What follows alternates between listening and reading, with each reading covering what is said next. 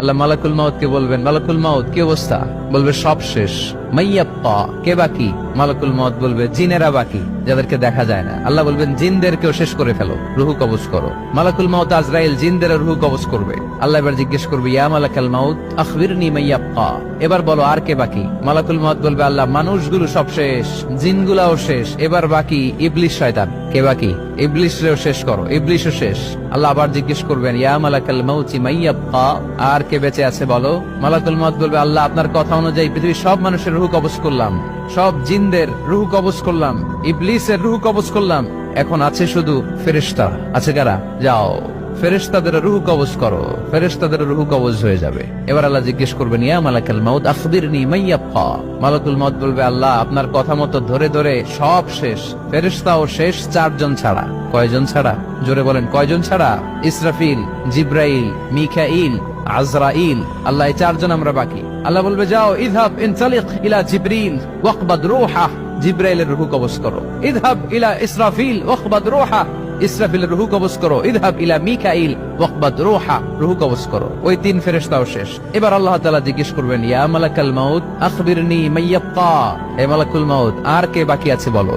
মালাকুল মাউত বলবে, আল্লাহ আপনার কথা মতো মানুষগুলো শেষ, জিনগুলো শেষ, ইবলিস শেষ, আমার বাকি 3 ভাই ইসরাফিল, মিকাইল, জিব্রাইলও শেষ, শুধু আমি, শুধু আমি।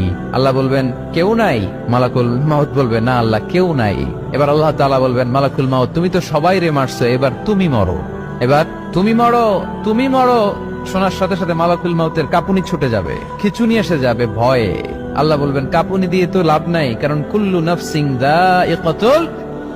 রব্বুল আলামিন বলবেন, মালাকুল মাউত কেঁদো না, এটাই দুনিয়ার বিধান, আমি আল্লাহর দেয়া বিধান, এটাই, জন্মালেই মরতে হয়। যাও জান্নাত জাহান্নামের মাঝখানে একটা জায়গা আছে, জায়গাটার নাম হলো আরাফ। এই আরাফের মধ্যখানে যে দাঁড়াও, ওখানে যে মালাকুল মাউত কাঁপতে থাকবে। মালাকুল মাউত বলবে, আল্লাহ সৃষ্টির শুরুতে যদি জানতাম, সৃষ্টির শুরুতে যদি জানতাম সবাইকে মৃত্যুদান করার পরে, রুহু কবজ করার পরে আমাকেও মরতে হবে, তাহলে এই কঠিন দায়িত্বের ব্যাপারে আপনার কাছে ক্ষমা চাইতাম।